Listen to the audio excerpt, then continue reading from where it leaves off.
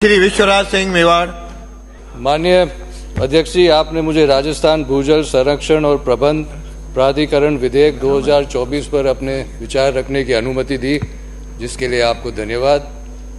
सबसे पहले मैं माननीय मुख्यमंत्री जी को धन्यवाद देता हूं कि उन्होंने इतने गंभीर और इम्पोर्टेंट विषय पर एक विधेयक प्रस्तावित किया है। पक्ष वापस लेता है। हम सब जो है यहाँ विधानसभा में अलग अलग क्षेत्र से चुन के आए हैं और हम सभी का जो लोगों के साथ एक तरह के एक सीधी सी जिम्मेदारी है, सीधी जवाबदारी है। लेकिन कई बार विधानसभा में और सरकार में ऐसे विषय आते हैं जिनके बारे में बारीकी में जानकारी होना नामुमकिन है, और तब जो है हम प्रशासन से या अधिकारी जन से राय लेते हैं, और ये जो हमारे लोगों के प्रति जो सीधी जिम्मेदारी है उसको ध्यान में रखते हुए हमें ये निर्णय लेना है कि हम वो राय लें कि हम राय न लें। साथ ही साथ एक ये लोगों के जन भावना यह भी है कि जो प्रशासन के तौर तरीके हैं, प्रशासन के काम करने के मापदंड है वो अलग हैं, और हमें जो है यही देखना है कि ये जो हमारी सीधी जिम्मेदारी है वो हम निभा रहे हैं कि नहीं। साथ ही साथ लोगों के मन में यह भी भावना है कि जो भी संपत्ति या जो भी कार्य प्रशासन के हाथों में है वहाँ कहीं ना कहीं कभी कमी नज़र आती है। तो अगर ये जो विधेयक जो है कि राजस्थान क्षेत्र के सभी भू स्रोतों पे लागू होगा, तो मेरे ख्याल से पहले प्रशासन और सरकार को यह भी देखना चाहिए कि जो भी भूजल स्रोत उनके नियंत्रण में है, भले बावड़ी है, कुंड है कि और कोई स्रोत है, कि पहले के जो जल व्यवस्था है उन्हें सुधार लें, तो ये जल की जो गंभीरता है उसमें भी सुधार आएगा। और इस जहाँ तक ये विधेयक है, इस विधेयक के लिए भी ज़रूर कोई ना कोई राय ली होगी, प्रशासन से राय ली होगी, अधिकारियों से राय ली होगी। और एक विधेयक को एक अच्छे विधेयक कहने के लिए दो तो ज़रूरतें हैं कि वो न्याय संगत हो और इसमें स्पष्टता हो।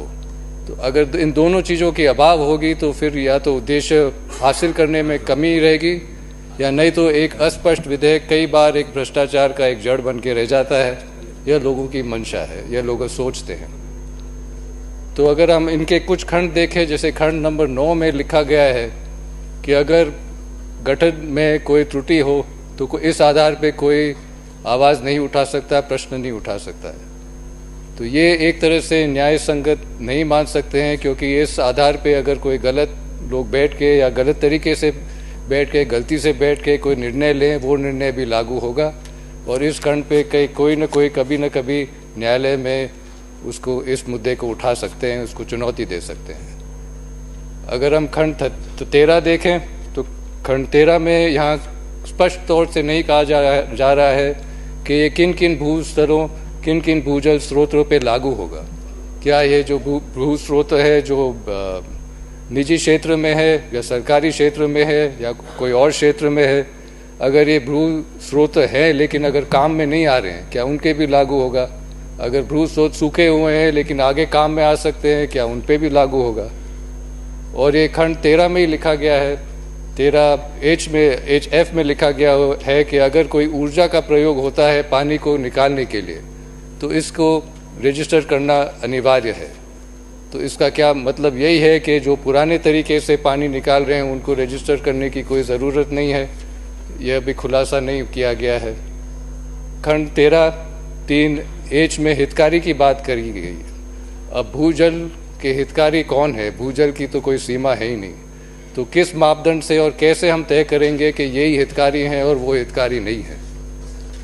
अगर हम खंड 14 देखें तो खंड 14 अनुसार अगर आपको भूजल प्रयोग करना है, अगर आप कुछ इंतज़ाम लगाते हैं भूजल निकालने के लिए या बदलते हैं, उनके रजिस्ट्रेशन अनिवार्य है। और आगे जाके यही खंड में कहा जाता है कि अगर आप कृषि उपयोग के लिए पानी इस्तेमाल कर रहे हैं तो फिर रजिस्ट्रेशन की कोई ज़रूरत नहीं है। तो ये खंड जो पानी निकालने की जो इंतज़ाम है उसके ऊपर रजिस्ट्रेशन है, पानी उपयोग के ऊपर रजिस्ट्रेशन है, किसके ऊपर रजिस्ट्रेशन है। और अगर आप तकनीक बदलता रहे तो पानी खींचने के तरीके भी बदलते रहेंगे, तो हर बार नया रजिस्ट्रेशन की ज़रूरत है या नहीं है। खंड 14 में अगर हम देखें तो टैरिफ की बात की जाती है कि पानी के प्रयोग पे टैरिफ लगाया जाएगा। लेकिन कई बार जो है जो भूजल स्रोत है उसमें उनमें अलग अलग कनेक्शन नहीं है, वो एक ही कनेक्शन से अलग अलग उपयोग में पानी लिया जाता है। तो आप किस तरीके से नापेंगे कि किस उपयोग के लिए पानी लिया जा रहा है, किस तरीके से ये सब तय किया जाएगा कि किस उपयोग के लिए पानी लिया जा रहा है। और अगर आप खंड 19 में देखें तो फिर लिखा गया है कि अगर आप अनधिकृत उपयोग करेंगे तो आपके ऊपर पेनल्टी लगाई जाएगी। तो ये अनधिकृत उपयोग कौन तय करेगा? जो खंड 17 में जो अफसर नियुक्त किया गया है वो तय करेंगे।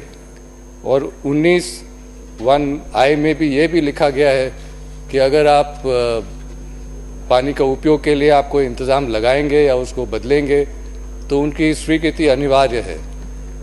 सिर्फ उन क्षेत्रों में जहाँ स्वीकृति ज़रूरी है, दूसरों क्षेत्रों में नहीं। तो ये कौन से क्षेत्र में है जहाँ स्वीकृति ज़रूरत नहीं है, इसका खुलासा भी नहीं किया गया है। और खंड 21 में अगर हम देखें तो वहाँ लिखा हुआ है कि अगर किसी के ऊपर कोई यह साबित कर दे कि जो भी गलत काम हुआ है उसके जानकारी में नहीं था या उन्होंने सब ख्याल रखा फिर भी गलत काम हो गया है तो उसे निर्दोष पाया जाएगा। लेकिन न्याय का एक फाउंडेशन ऑफ लॉ है, एक है कि इनोसेंट अंटिल प्रूवन गिल्टी। लेकिन यहाँ तो बात है कि जिसके ऊपर इल्ज़ाम लगाया गया है उसको साबित करना है कि वो इल्ज़ाम गलत है। तो ये तो न्याय संगत नहीं है और एक तरह से एक खराब प्रधानता भी बन सकता है। और खंड 23 में लिखा है कि अगर अगर न्यायालय को इसको ध्यान में लेना है तो जो भी शिकायत है वो लिखित में आनी चाहिए। तो ये शिकायत की प्रक्रिया क्या है? अगर वो जांच अफसर पहले शिकायत करेगा फिर कानून का कोर्ट में जाएगा, इसकी क्या प्रक्रिया है, इसके ऊपर कोई खुलासा नहीं है। तो मेरा यह आग्रह है